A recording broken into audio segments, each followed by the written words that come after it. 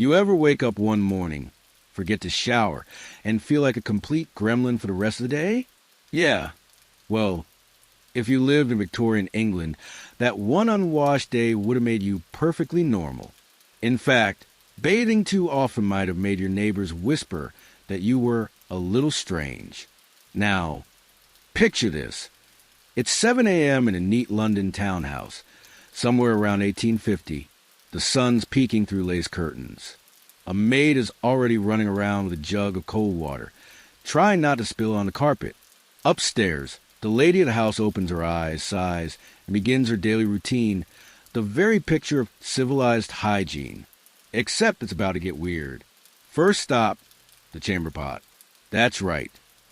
Before toilets were a thing in most homes, everyone had a porcelain pot hiding under the bed. You'd use it, cover it, and someone, usually a servant, would later dispose of it. Romantic, right? It's like indoor plumbing, but with extra suffering. Next up, the wash. Not a bath. No, that would be far too indulgent.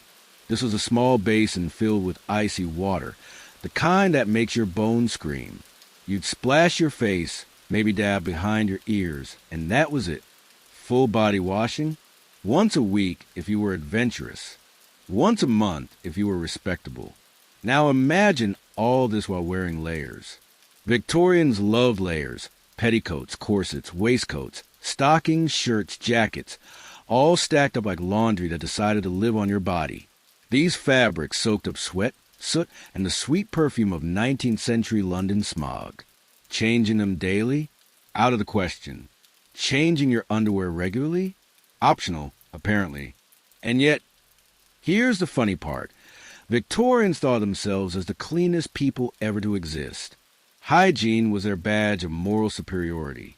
To be clean was to be good, respectable, even holy. Dirt wasn't just dirt. It was a sign of sin, poverty, and laziness. But their version of clean didn't always mean what we think. For example, many doctors back then warned against bathing too often. They thought it could weaken your body and open your pores to disease. Water, they said, was dangerous unless it was boiled or avoided entirely. So people did what any logical person would do. They avoided it. Instead, they relied on things like vinegar rubs, perfume, and even ammonia for freshness. There's nothing like dabbing your face with industrial cleaning fluid to feel alive in the morning. If you were rich, you might own a sponge bath kit, basically a fancy bucket and rag set. If you were poor, your bathroom was a tin tub in the kitchen, and you shared the same water with the whole family. Congratulations, you're now a Victorian soup. To them, hygiene was a moral ritual. You didn't scrub to smell nice. You did it to prove your decency. Soap companies caught on fast. Advertisements promised that washing made you more respectable, more British, and less like those unwashed foreigners. Yes, racism was a marketing strategy too. Women, especially, were under constant pressure to be purer, not just in behavior, but in smell. A proper Victorian lady had to look spotless, even if her undergarments were basically composting underneath all that lace. And heaven forbid she ever sweat. Sweat was shameful. Instead of deodorant, they used powder and perfume to fake it. Essentially, it was smell good or be judged. Meanwhile, men had their own weird habits. Beards were considered healthy because they filtered bad air. Toothbrushes existed, but toothpaste often contained chalk or even crushed seashells. Dentists? Rarely visited, unless you needed something yanked out. So you see, the Victorians were obsessed with hygiene, but it was a kind of hygiene that made no scientific sense. They lived surrounded by coal, smoke, horse manure, and rivers filled with sewage. Yet they believed they were paragons of cleanliness. Their homes were polished, their collars starched, but their drinking water came from the same place people dumped waste. It's almost poetic, in a grosser way. As I imagine standing there, in a creaky Victorian bathroom with my bowl of cold water, I can't help but laugh. They truly believed civilization was measured by how tidy your collar looked or how spotless your gloves were. But beneath all that polish, the era reeked, literally and metaphorically. And that's where our story begins. In a world that thought dirt was sin, water was suspicious, and the smell of carbolic soap was a sign of moral superiority. Because in the Victorian age, hygiene wasn't just about staying clean. It was about proving who you were, your class, your virtue, your soul. And the rules they followed to achieve that? Well, they're about to get a lot stranger. When we think of soap today, we think of bubbles, maybe a fancy commercial with someone smiling in slow motion. But in Victorian England, soap wasn't just about getting clean. It was about saving your soul. Seriously, to the Victorians, cleanliness wasn't a preference. It was a moral duty. You didn't wash because you wanted to feel fresh. You washed because God and society expected you to. The famous saying, cleanliness is next to godliness. Yeah, that idea ran deep in Victorian minds. It didn't actually come from the Bible, but from a mix of religious and moral reformers who decided that soap was basically holy water in bar form. Churches preached it, schools taught it, and parents repeated it to their kids like gospel. And so began a weird cultural link. Dirt equals sin. Soap equals salvation. Let's rewind to mid-1800s Britain. Cities were growing fast. Factories were booming, and the air was filled with smoke, sweat, and sewage. Everywhere you went, you could smell the Industrial Revolution before you saw it. For reformers, that stench wasn't just unpleasant. It was evidence of moral collapse. They looked at the crowded, filthy working-class districts and thought, ah, yes, dirtiness and poverty. They must come from laziness and sin. Never mind that people were living 12 to a room and didn't have running water. No, according to the respectable Victorians, the poor were dirty because they wanted to be. And so the smell of poverty myth was born. If you smell bad, it wasn't because your landlord didn't install a bath. It was because you lacked moral character. Body odor became a social crime. To stink was to be shameful. To smell nice was to be righteous. Perfume, soap, and starch were like armor against judgment. Middle-class Victorians scrubbed, brushed, and polished themselves into what they thought was virtue. It wasn't just about hygiene. It was about showing discipline and self-control. A clean home meant you were orderly. A clean body meant you were responsible. Cleanliness was proof you weren't one of them, the lazy, unwashed masses. This mindset trickled into everything. Employers began linking hygiene with productivity. A tidy worker was a reliable worker. A woman who kept a spotless house was a good wife. Schools even graded children on personal cleanliness, as if shiny fingernails could measure intelligence. It's funny, because while the Victorians thought they were being righteous, they were also being deeply judgmental. Reformers would march into slums and preach about soap to people who could barely afford bread. They'd hand out pamphlets on morality, not realizing that take a bath was easier said than done when your entire water supply came from a contaminated river. Still, this moral obsession made soap into a national symbol.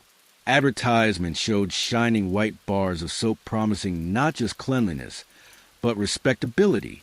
Some even hinted that washing could make you a better citizen or a better Christian. Imagine your laundry detergent today claiming it could save your soul. That was real Victorian marketing. Even Queen Victoria herself got in on it. She was famous for her strict standards of decorum, her belief that neatness and cleanliness reflected good breeding. Her influence trickled down, shaping how people decorated their homes, dressed their children, and even judged their neighbors. Cleanliness wasn't just fashionable, it was patriotic. To be clean was to be British. And if all of this sounds a bit self-righteous, that's because it was. Victorians used hygiene as a kind of social filter. It wasn't just about who was clean. It was about who deserved to be seen as clean. The upper and middle classes could afford fancy soaps, perfume powders, and indoor plumbing. The poor, of course, couldn't. So naturally, the rich decided that being clean meant being better. Soap became a quiet symbol of class division, something you could literally buy to prove your moral worth. The irony, of course, is that many of the dirtiest industries in Britain, coal, textile, steel, were run by those same respectable gentlemen who profited from the grime they pretended to despise. But for the average Victorian, keeping clean wasn't just about avoiding gossip. It was about maintaining dignity in a world that judged you by how you smelled, how you dressed, and how shiny your boots were. Cleanliness meant you belonged. Dirt meant you didn't. As I picture myself standing in front of a Victorian washstand, holding a bar of lye soap that could probably strip paint, I can't help but laugh. They truly believed moral virtue could be rubbed into your skin. Maybe that's why they called it the Age of Improvement, because everyone was busy scrubbing away their sins, one cold bath at a time. But beneath all that soap and sermonizing was a deeper truth. The Victorians weren't just cleaning their bodies. They were trying to clean their consciences. And the dirt they feared most wasn't on their hands. It was in their souls. You know that feeling when you skip one shower and instantly start questioning your life choices? Yeah, in Victorian times, that kind of anxiety didn't exist. Back then, taking a bath every day would have made people think you were eccentric or possibly ill. To the Victorians, a proper bath was an event, not a routine. Something you scheduled, like a wedding or a dental appointment you didn't want to go to. Most folks only went to the full body wash once a week, sometimes once a month if things were manageable. And by manageable, I mean you could still stand yourself in a crowded room. Picture this. It's Saturday night, middle-class England. The coal fire's been burning for hours, and the family is preparing for the grand weekly clean. The maid hauls bucket after bucket of boiling water from the kitchen to the parlor, pouring it into a tin tub set on the floor. That tub was portable, light enough to move, but heavy enough to make you regret being borne by the fourth trip up the stairs. The first to bathe? The man of the house, naturally. He'd soak, scrub, maybe hum him, then get out feeling refreshed.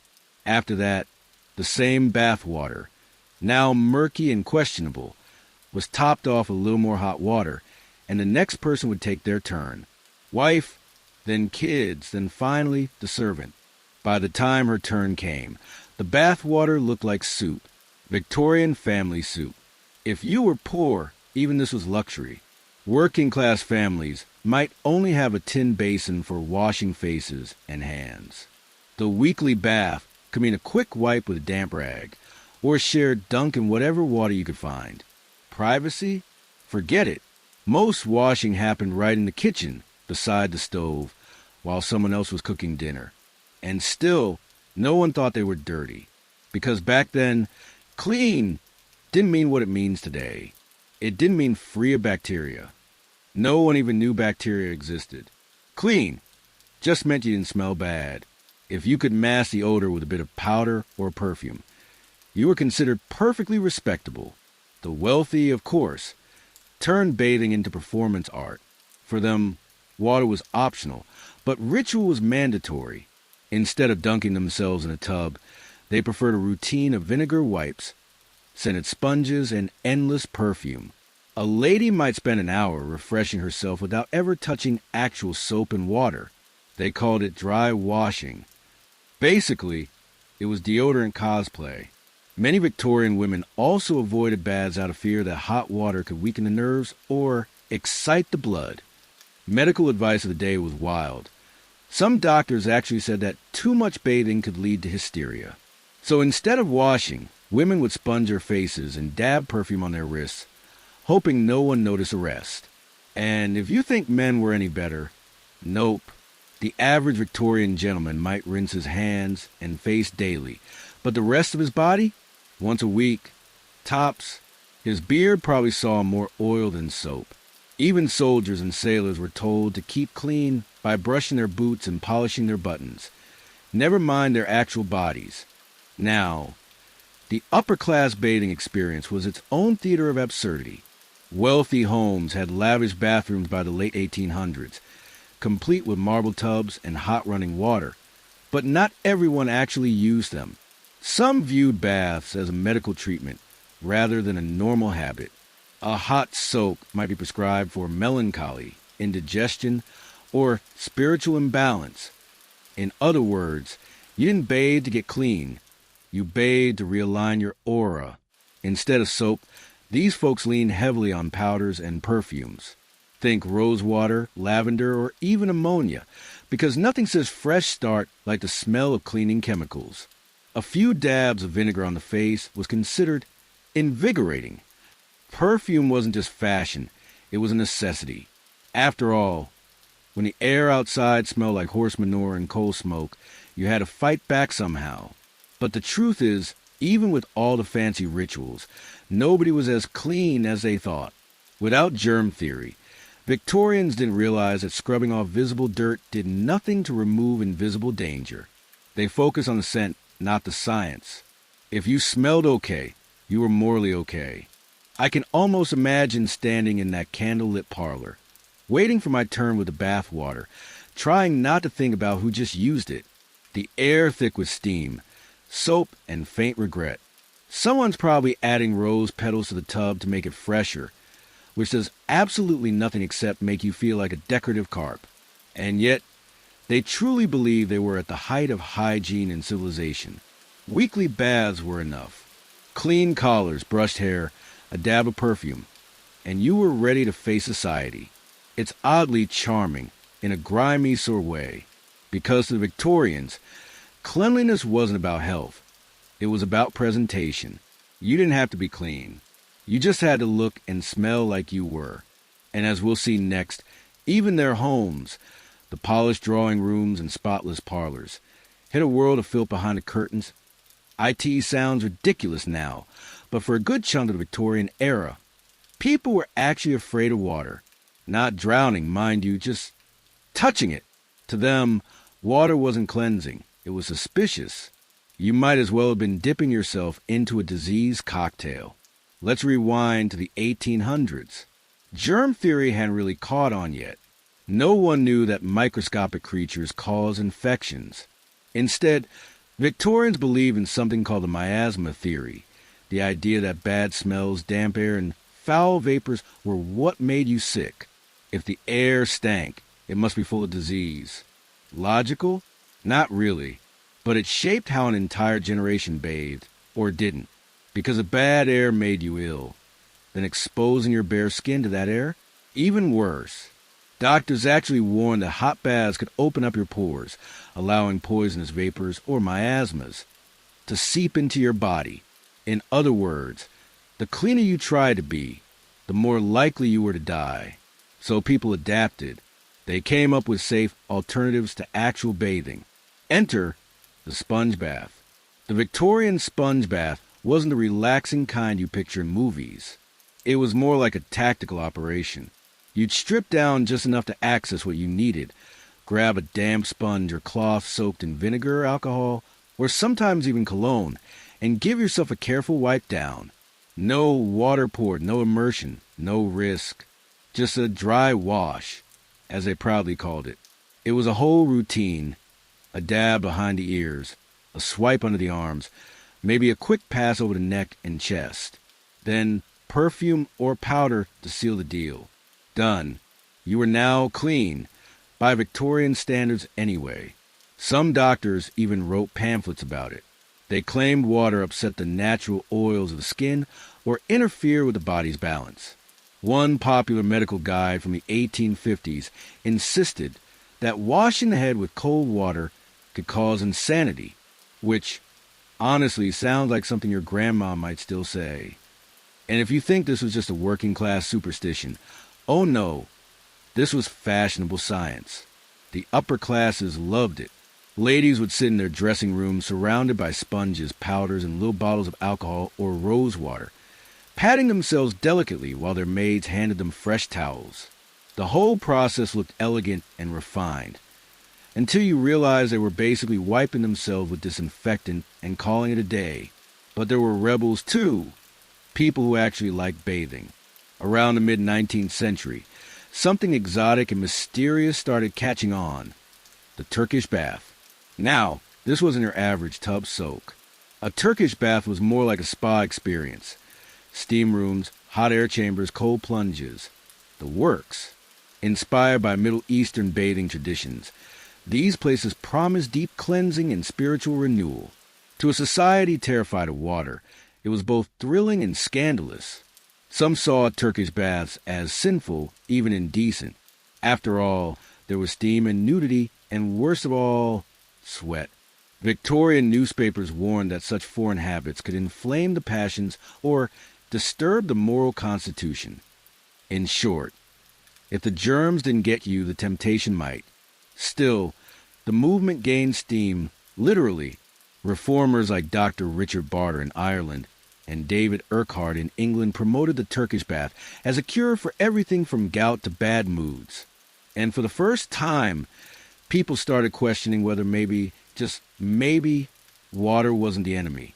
But the fear didn't vanish overnight.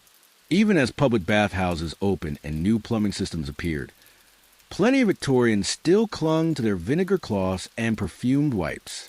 The idea that water could weaken the body stuck around for decades. Some even believed bathing during illness was downright dangerous, inviting the chill, as they called it. When you think about it, it's kind of poetic. They lived in a world full of filth and smog, yet thought purity could be maintained by dabbing themselves with alcohol-soaked sponges. The line between medicine and superstition was blurry. I imagine standing there, sponge in one hand, vinegar fumes burning my nose, trying to feel cleansed. It's not exactly refreshing. It's more like marinating in salad dressing. But for a Victorian, it meant safety.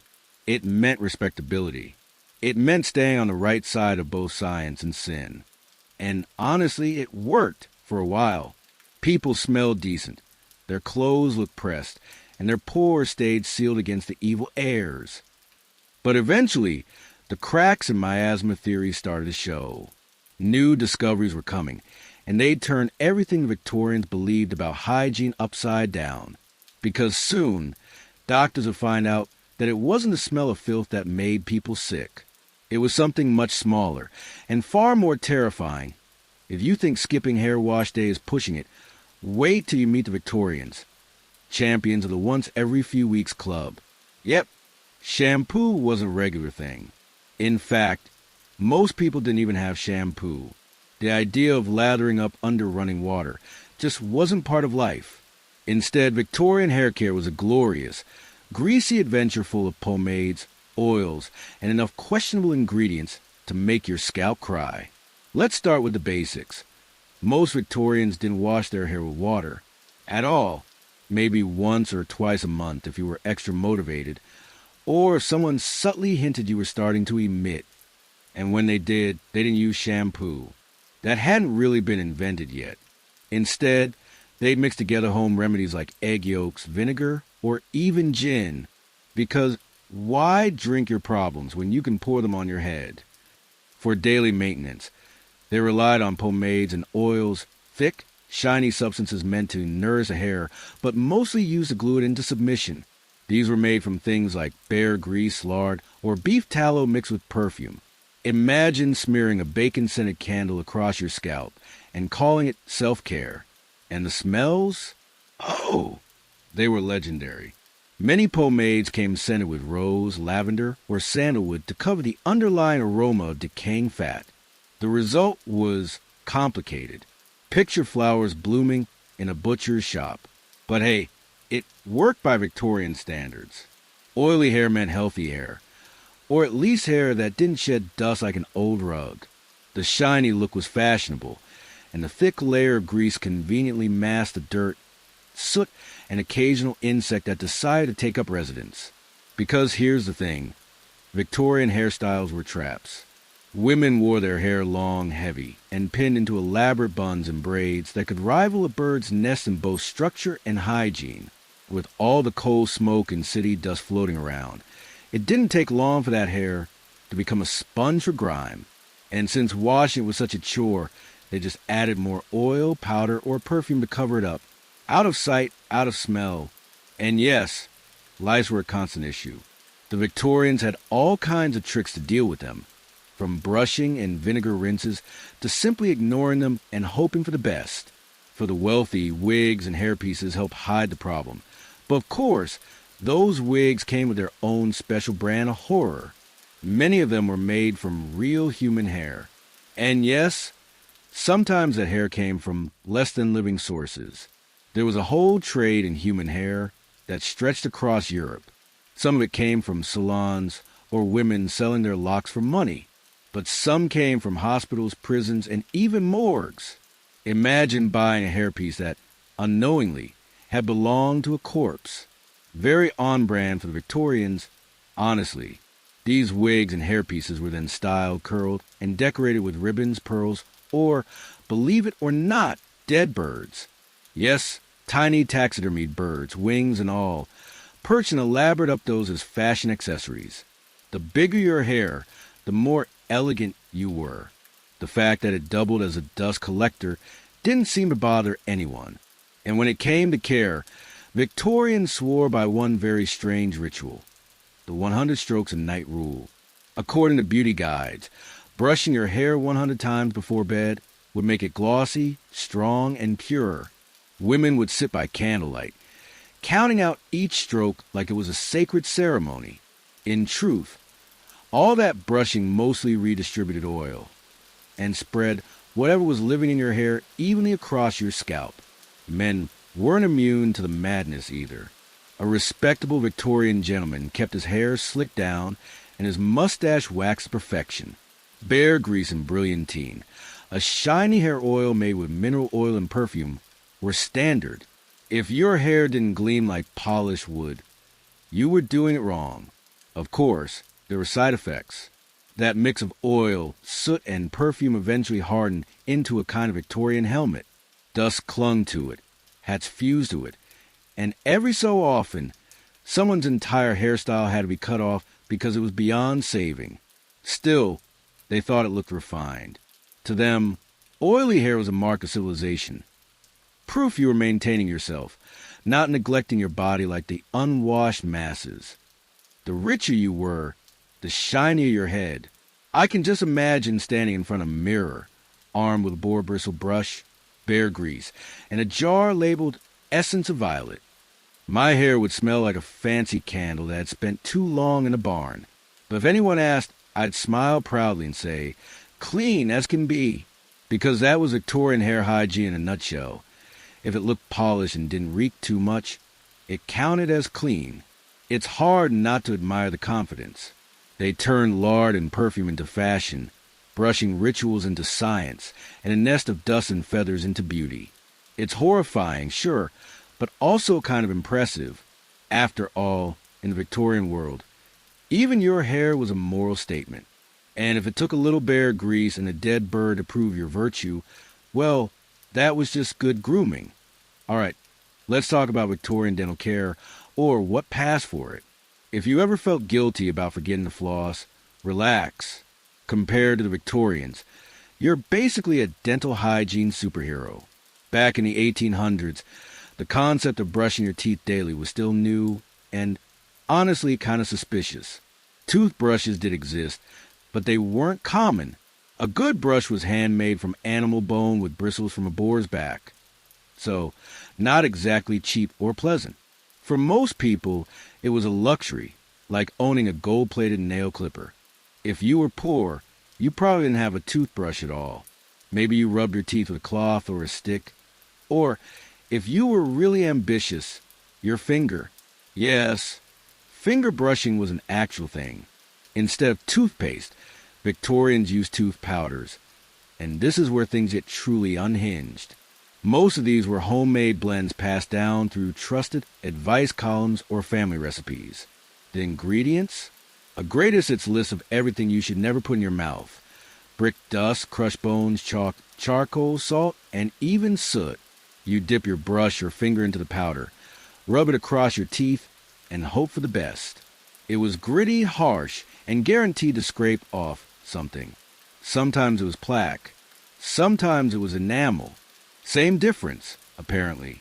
And just when you think it can't get worse, enter urine. Yep, some Victorian whitening recipes included ammonia and even human urine, since both were believed to remove stains. The logic was that ammonia purified, and urine was full of natural cleaning agents. Which is true, technically. Still disgusting, though. People would soak a rag in it or mix a few drops into their powder for brightness. Imagine waking up in 1850, looking in the mirror and thinking, time for my morning pee rinse. There were also commercial powders and paste sold in fancy tins, especially aimed at the middle and upper classes. They had prettier packaging but weren't much safer. Many contained mercury, acids, or other corrosive substances that slowly destroyed teeth while promising a radiant smile. Beauty always has a price, right? And here's the irony. Despite all this effort, actual dental care was terrifying. Dentists in the Victorian era were more like blacksmiths than medical professionals. Their main tool was a pair of pliers, and their main treatment was extraction. You didn't go to the dentist for a checkup. You went when the pain was so unbearable you were ready to part with the tooth, or your dignity. No anesthesia, no numbing gel, no gentle music. Just bite on this, a prayer and a scream. Tooth pulling was so brutal that some barbers doubled as dentists, yanking teeth right in their shops.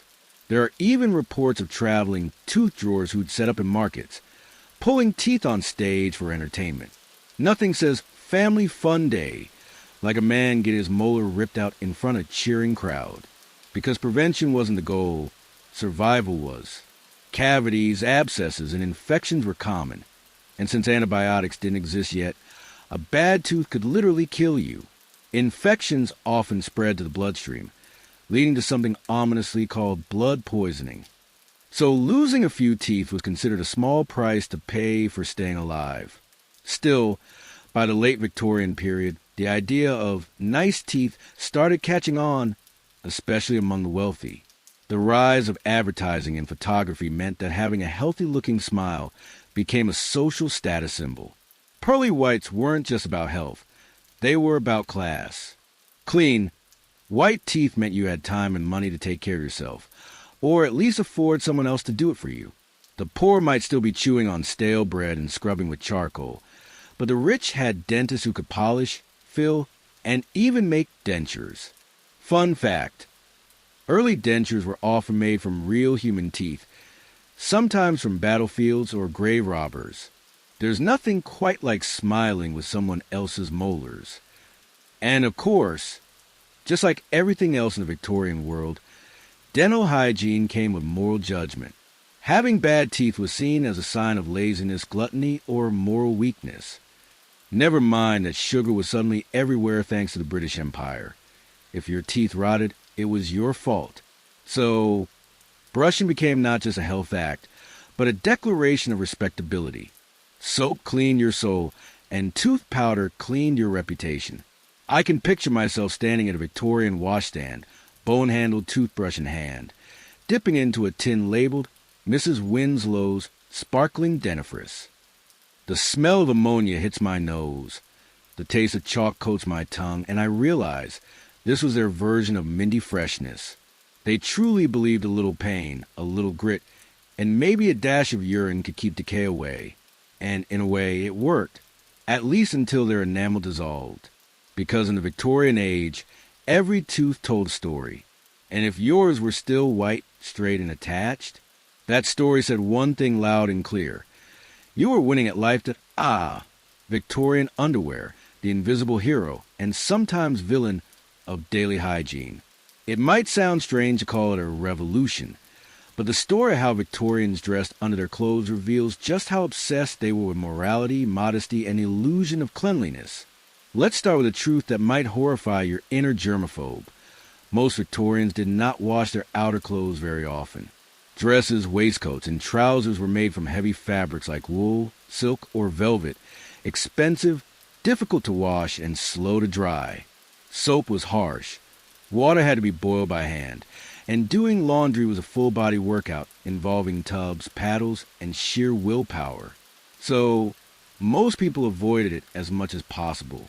Instead, they relied on layers of linen, the true secret weapon of Victorian hygiene.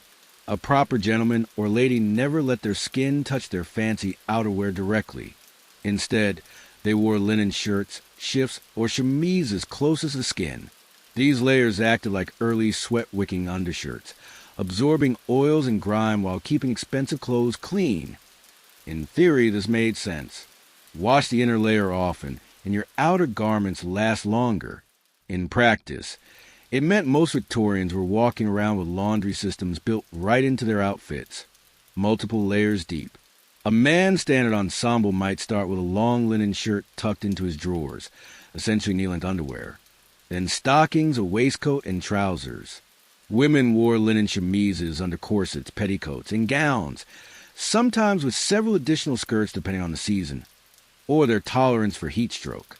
And those linen underlayers were actually washed regularly, perhaps once or twice a week, or even daily if you had servants. The process was brutal: boiling, scrubbing, starching, and hanging out to dry in the soot-filled air. But it was considered essential because the Victorians firmly believed that clean underwear equaled moral virtue. That's right, your laundry habits reflected your soul. This was the era when morality and hygiene became deeply intertwined. To be clean was to be good. To be dirty, or even appear unkempt, was a sign of weakness, laziness, or moral decay. There are records of people being shamed or even socially ostracized for wearing stained or rumpled undergarments. It wasn't just about smell or comfort. It was about self-control. The body was seen as a battlefield of temptation and impurity, and underwear became the armor of modesty. Women, in particular, were told that maintaining spotless linen was a reflection of their virtue. As one etiquette guide put it, "No woman can be truly pure whose linen is not so." Translation: if your chemise had pit stains, apparently your soul did too. By the mid-19th century, a new kind of garment began changing the rules: the union suit, invented in the 1860s as emancipation underwear for women and later adopted by men. It combined a long-sleeve top and drawers into one full-body piece. It buttoned up the front, sometimes all the way to the neck, with a clever flap in the back for practical purposes. Yes, that's where the phrase access hatch or trapdoor comes from. The union suit promised both warmth and sanitation. It kept the body evenly insulated, reduced the number of layers needed, and could be washed as a single piece, a godsend in a world where laundry was basically manual labor. Manufacturers even marketed it as a way to maintain both health and decency in one convenient garment. Men loved it for its simplicity. Women loved it for its comfort. Well, until corsets crushed the dream of breathing freely again. And like all things Victorian, underwear came with strict etiquette rules. Leaving the house without proper underlayers was considered indecent, almost scandalous.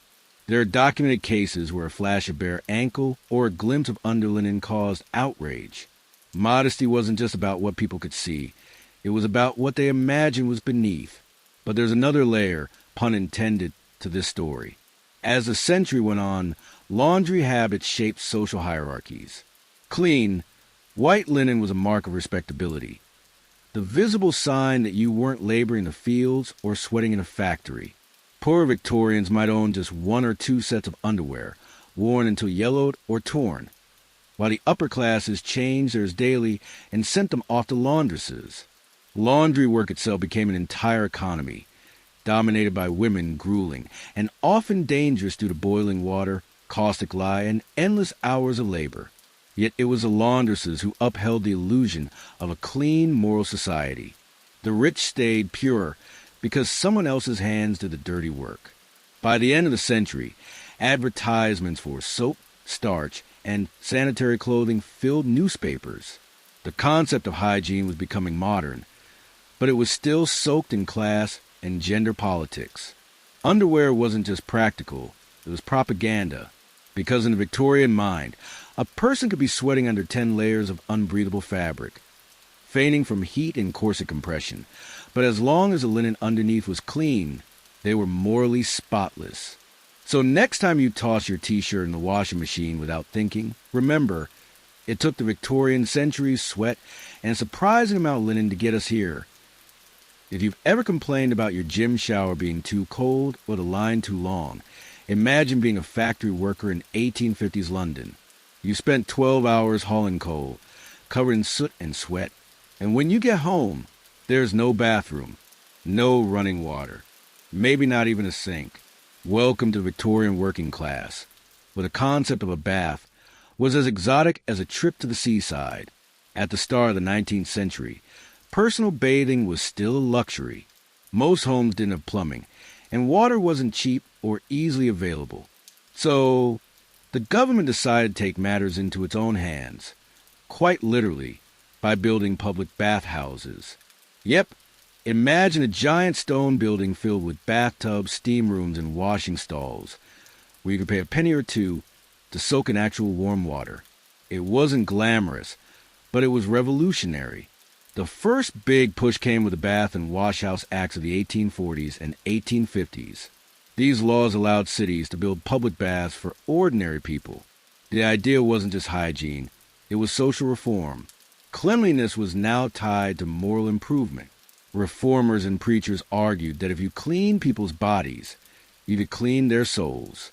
There's this almost comical moral panic in old newspapers about how dirt led to crime, laziness, and low character. They truly believed soap could fix society. So, public baths became temples of virtue. Posters called them houses of health and decency. Politicians boasted that washing the working class would prevent riots. Spoiler, it didn't. But as public hygiene grew, so did something else, the business of cleanliness. Enter the soap makers. In the late 1800s, soap wasn't just a cleaning product.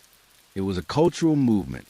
Companies like Pears, Sunlight Soap, and Lever Brothers, which would later become Unilever, turned a humble bar of fat and lye into a moral statement.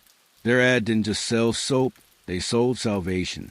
Pears, for example, ran huge advertisements showing glowing white-skinned women with perfect smiles and captions like, "Cleanliness is next to godliness." Another one promised that washing regularly made you worthy of respect. Lever Brothers went even further. They built entire marketing campaigns around the idea that British cleanliness proved British superiority. In a time when the British Empire was spreading across the globe, soap was practically seen as a weapon of civilization. Missionaries and colonial officials carried it abroad, convinced that teaching the natives to bathe was a moral duty. It's as uncomfortable as it sounds. Soap became patriotic. Cleanliness became power. At home, meanwhile, advertising worked its magic.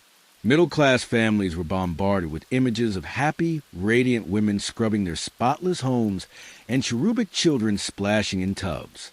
The message was clear. Being clean wasn't just healthy. It was beautiful, successful, and respectable. And for working-class families, those same ads were a promise that if you scrub hard enough, use the right soap, and looked the part, maybe you could rise up too. Cleanliness became aspirational. The funny thing is, the science of hygiene was still catching up. Germ theory wasn't widely accepted until the late 19th century. So, people were washing to appear pure, not necessarily to kill bacteria. It was still about virtue, not microbes. But even if the reasoning was strange, the results were undeniable. By the turn of the century, entire industries had sprung up around soap, perfume, toiletries, and public sanitation. Cities began building plumbing systems. Bathrooms became standard in new homes, and the idea of daily bathing slowly took hold. The humble bar of soap had gone from a luxury item to a cultural symbol. And all those glossy ads showing spotless white dresses, shining hair, and smiling faces helped build the modern obsession with cleanliness that still runs deep today. Yet behind the sparkle, there was hypocrisy. Public baths often segregated by class or gender. The poorest couldn't always afford the entrance fee. And many reformers still viewed the working class not as people who deserved comfort, but as dirty problems to be washed away. Still, the movement had momentum. The combination of government reform, public infrastructure, and relentless advertising turned hygiene into something bigger than just health. It became a moral industry. By 1900, soap was everywhere, in homes, schools, hospitals, and even propaganda. Cleanliness had become the face of progress. So next time you see a bubbly commercial promising that one product will make you pure, successful, and socially accepted, remember, That story started here, with a bar of Victorian soap, a moral sermon, and a public bathhouse that cost a penny a soak. Now, let's be real. When Victorians preached about cleanliness, they weren't always talking about soap and water. Half the time, what they really meant was obedience. See, in the 19th century, hygiene wasn't just a personal habit, it was a social weapon. The people at the top used it to draw a line between who was civilized and who wasn't. It started with the industrial cities. Imagine London, Manchester, or Birmingham during the 1850s. Smoke thick enough to chew, alleys packed with families in damp, one-room flats. Kids running barefoot through open sewers. Disease was everywhere, cholera, typhus, tuberculosis, and the upper classes were horrified. But not just horrified by the illness, horrified by the people. Middle and upper-class Victorians started describing the poor not only as unfortunate, but as filthy, unhygienic, and morally unfit. Dirt wasn't just a health issue anymore. It was a moral failing. If you were poor, it wasn't because you worked 16 hours a day for pennies. No, according to reformers, it was because you didn't bathe enough. The logic was absurd, but it stuck. There's this chilling phrase from the time, the smell of poverty. Reformers genuinely believed that the working class smelled different because of laziness or sin, not because they literally couldn't afford soap or water. Filth became proof that someone was undeserving, untrustworthy, or even subhuman. That's when cleanliness turned into class control. The middle class built their identity around being cleaner, not just richer. A spotless home, white linen, and pearly teeth weren't only status symbols. They were badges of morality. Advertisements for soap and laundry powders hammered this home. The clean home is the moral home. Public health inspectors started visiting working-class neighborhoods, judging families based on their tidiness. Clean homes meant respectable tenants. Dirty homes meant eviction or worse. Hygiene had become surveillance. And if you think this moral obsession stayed within British borders, think again. When the British Empire stretched across the globe, the same ideas of cleanliness were exported right along with the Union Jack. Colonial officials and missionaries brought bars of soap to India, Africa, and the Pacific Islands, not just to sell, but to civilize. Cleanliness became a symbol of white superiority. Colonial hygiene campaigns claimed they were bringing health and progress to unclean natives. But the message underneath was brutal. White skin equals purity. Dark skin equals dirt. Advertisements literally showed dark-skinned people washing themselves white with European soap. One infamous Pears ad from the 1880s featured a black child being scrubbed until his skin turned clean, meaning pale. It was both racist and wildly popular. These ideas seeped into everything, from education to missionary work. Cleanliness became a measure of worth. If you adopted British hygiene habits, you were seen as civilized. If not, you were backward or unclean. Even at home, reformers weaponized hygiene against immigrants and minorities. Irish families in English cities were often described as dirty and degraded. Jewish and Italian immigrants were blamed for spreading disease. The obsession with soap, order, and white clothing wasn't just about being tidy. It was about enforcing who belonged. And the irony? Many of the working poor who were shamed for being filthy didn't even have access to clean water.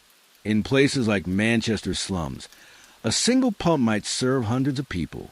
Public baths charged entry fees most families couldn't afford.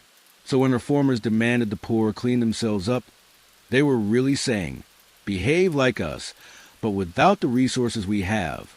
It's a pattern that feels eerily familiar.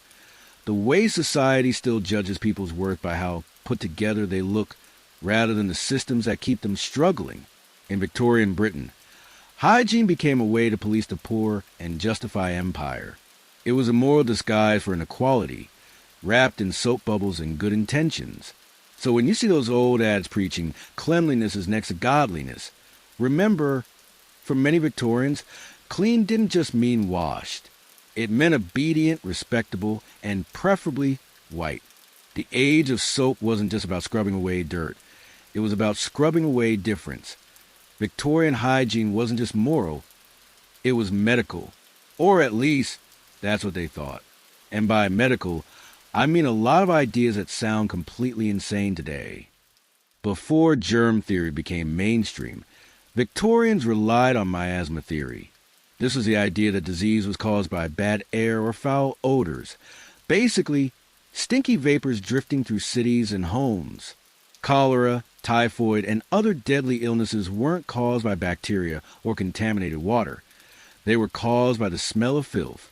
So naturally, the solution was more hygiene, but in very specific ways.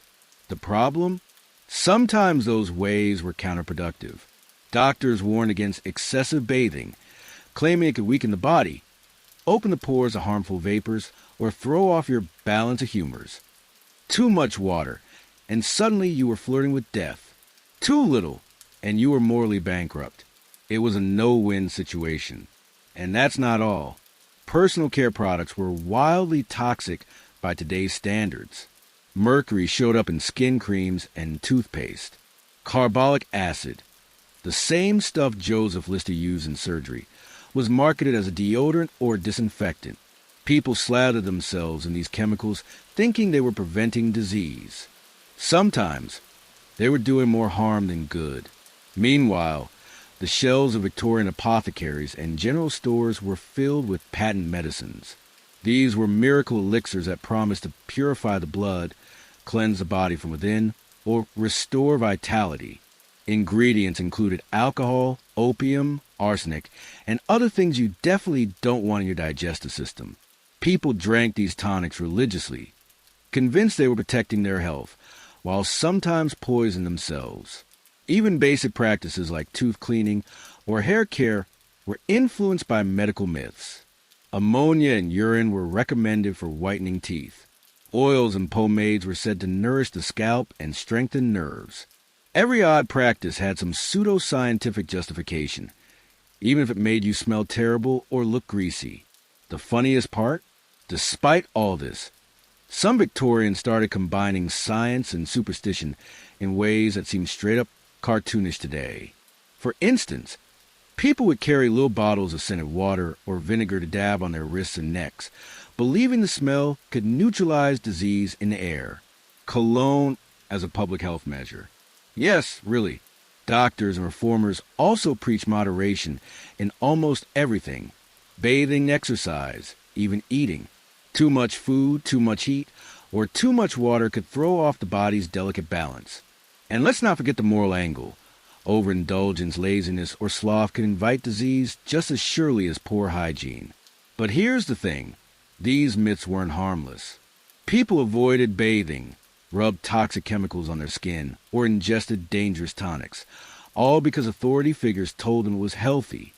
And while some advice accidentally helped prevent disease, soap does wash away germs, even if they didn't know it. Much of it did nothing at all. Still, the Victorians believed wholeheartedly that cleanliness and careful adherence to these rules could protect their bodies and souls. They scrubbed, sponged, powdered, and poisoned themselves in pursuit of an impossible ideal, a balance of moral, social, and physical purity. In the end, their mistakes were part of a learning process. Every absurd tonic, every fear of water, every bar of toxic soap paved the way for modern hygiene. Germ theory would eventually topple miasma theory, and science would finally catch up to common sense. But for a while, Victorians were stuck in a world where the line between medical advice, superstition, and marketing was hilariously and sometimes dangerously blurred. Standing there, imagining myself with a sponge soaked in carbolic acid, dabbing at invisible miasmas drifting in the air, I can't help but admire their dedication, if not their logic. They were scrubbing, purifying, and poisoning themselves all in the name of health. It's a little terrifying, a little tragic, and a lot Victorian to be why the late 1800s, something extraordinary started happening. The Victorian, strange, often terrifying ideas about hygiene began to collide with science. Enter germ theory, brought to the world by brilliant minds like Louis Pasteur and Joseph Lister. Suddenly, dirt and disease weren't moral failings or bad smells. They were tiny, invisible organisms that could actually be killed. Mind-blowing, right? Before this, most hygiene was about appearance and virtue. You scrubbed, powdered, and perfumed yourself to look, smell, and feel morally superior. But germs didn't care about morality. They didn't care if you had a fancy pomade or a union suit. And thanks to Pasteur, people finally had proof. Disease wasn't in the air because it smelled bad. It was in things you could touch, ingest, or breathe. Joseph Lister took this knowledge a step further in medicine. In hospitals, he started using carbolic acid to sterilize instruments and clean wounds, dramatically reducing infections. Suddenly, cleaning became scientific instead of just spiritual. Soap wasn't just a tool of virtue. It was a tool of survival. This shift changed everything. Soap companies adapted quickly, marketing bars not as moral statements, but as scientifically proven germ fighters. Suddenly, you could wash to stay healthy instead of washing to be morally upright. Science had turned hygiene into something practical, measurable, and universally beneficial. And the impact on daily life was huge. Homes started to include proper bathrooms, complete with running water and flushing toilets. No more hauling buckets of water for baths or relying on communal facilities. People could wash when they wanted, and they began to. Daily bathing slowly became a realistic, routine practice instead of a weekly event or a luxury for the wealthy. Personal care routines we still follow today began to take shape. Toothbrushes became common. Toothpaste was formulated for safety and effectiveness, and regular brushing replaced the old chalk and urine methods. Hair washing became more frequent, deodorants emerged, and cleaning the body became part of everyday life instead of a ceremonial event. Interestingly, some of the old Victorian habits didn't disappear overnight. Perfume, powders, and elaborate grooming rituals lingered in high society for decades. But the underlying philosophy shifted. Cleanliness was no longer primarily about morality or social rank. It was about health science and preventing disease. This new approach also started to level the playing field. Public health campaigns, guided by real science, began to make hygiene more accessible. Soap, baths, and clean water became tools not just for virtue signaling, but for saving lives. Working-class families could finally take baths without fearing moral or physical consequences, and hospitals could dramatically reduce infection rates. The Victorians had spent decades obsessed with appearances, odors, and sometimes downright terrifying remedies. But thanks to germ theory, the obsession evolved into something practical. Cleanliness became less about judgment and more about protection for yourself, your family, and society at large. I can picture stepping into a bright, tiled bathroom with running water, a proper tub, and a bar of modern soap. No fear of miasmas. No vinegar-soaked sponges. Just simple, effective cleanliness. It must have felt revolutionary at the time, like finally discovering the cheat code for life itself. In a way, the late 19th century marks the real birth of modern hygiene. The weird, wonderful, and sometimes horrifying rituals of the early Victorians gave way to routines we still follow today. The soap, toothbrush, and bath became symbols not of virtue, but of survival. And for once, science was on your side. So here we are, at the end of our Victorian journey. And it's hard not to step back and marvel at how obsessed they were with cleanliness. Not just clean hands or hair. I mean everything. Body, clothes, home, teeth, even air. And while some of it seems absurd now, the echoes of their obsession are all around us. Think about it. We still judge people by how fresh they look or smell. Deodorant, toothpaste, perfectly pressed clothes, meticulously styled hair. All modern descendants of Victorian rituals. Back then, being clean meant you were moral, disciplined, and respectable. Today, we tell ourselves similar stories. If you look tidy, you're responsible. If you smell bad, you failed somehow. The moral undertone hasn't disappeared. It's just been repackaged in ads, influencers, and daily routines. And yet, there's an irony here. Despite all our advancements, running water, antibacterial soaps, modern dentistry, and germ theory, anxiety about cleanliness hasn't gone away. We scrub, sanitize, and disinfect more than ever, but our fear of germs, odors, or imperfection remains. Some Victorians would probably nod approvingly at our obsession and call it moral vigilance. Others might faint at the thought of hand sanitizer and bleach wipes. Their rules were strict, sometimes ridiculous, and occasionally horrifying. From vinegar-soaked sponges to mercury toothpaste, from layers of linen to the fear of water, the Victorians built a world where cleanliness was intertwined with morality, social status, and control. And the lessons linger. They taught us that being clean isn't just about hygiene. It's about how the world perceives you.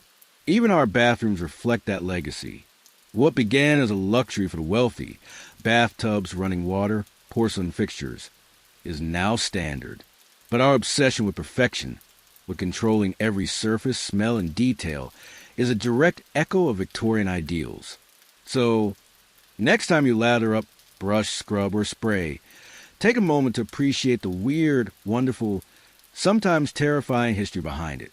The Victorians didn't just invent hygiene. They created a culture of vigilance, aspiration, and judgment that we're still living in today. To be clean in the Victorian world was to be respectable. But in chasing perfection, they created rules we're still washing off today.